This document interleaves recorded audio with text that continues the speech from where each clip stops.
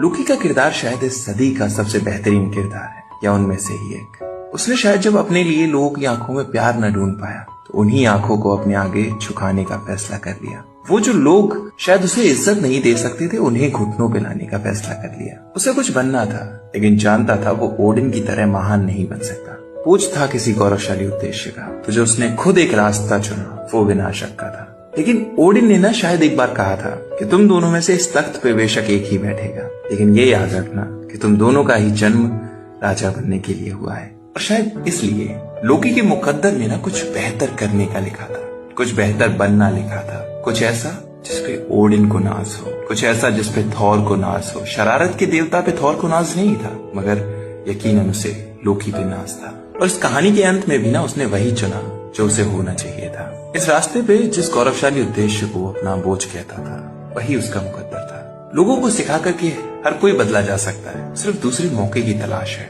लोगों को सिखाकर कि उम्मीद मत छोड़िए, सूरज फिर किसी न किसी दिन अपनी किरणों का प्रकाश डालेगा।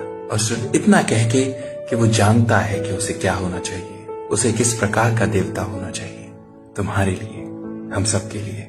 और वो चल पड़ा उस रास्ते पे जो उसकी तकदीर थी। लेकिन आंखें ना एक आखिरी बार शायद थॉर को ढूंढ रही हो, शायद ओडिन को ढूंढ रही हो, शायद मोबियस या शायद सिर्फी, लेकिन वो मुड़ा नहीं। जानता था कि जैसे ही हु रिमेन्स बनना उसकी किस्मत है, वैसे ही अकेले रहना